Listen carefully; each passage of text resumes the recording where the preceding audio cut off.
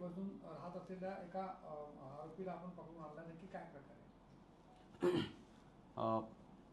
Vishnunagar police ठाण्यामध्ये November 2023 गुन्हा register क्रमांक 405/23 खुनाचा गुन्हा दाखल करण्यात आला होता.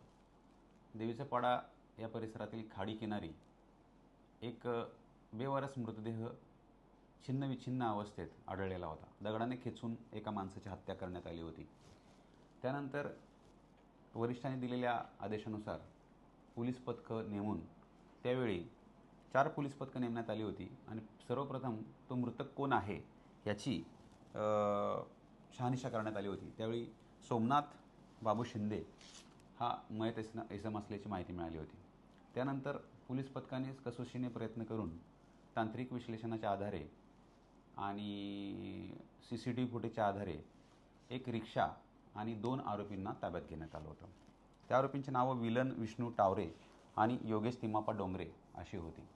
त्या 2 आरोपींकडे केलेल्या चौकशीत ह्यातला मुख्य आरोपी हा दीपक साहेबराव करकडे असल्याची माहिती मिळाली होती.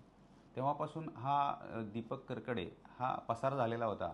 तेव्हापासून पोलीस त्याचा शोध घेत होते आणि सुमारे 2.5 वर्षानंतर काही माहिती तांत्रिक मिळाली, काही गोपनीय माहिती प्राप्त झाल्यानंतर त्याची खातरजमा करण्यात आली आणि त्यानंतर हा जो मूळचा राहणारा जो परभणीचा आहे दीपक साहेबराव करकडे हा नांदेड जिल्ह्यामध्ये एका ठिकाणी काम करत असल्याची शिवारात काम करत असल्याची माहिती मिळाली होती.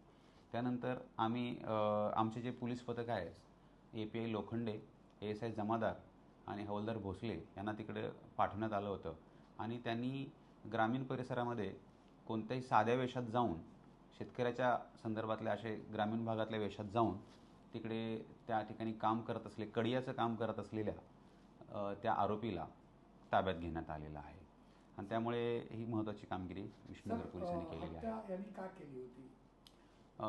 हा जो मुख्य आरोपी आहे आणि मयत इसम आहे एकमेकाचे मित्र होते आणि किरकोळ ते काही ठिकाणी ड्रिंक्स करायला बसायचे.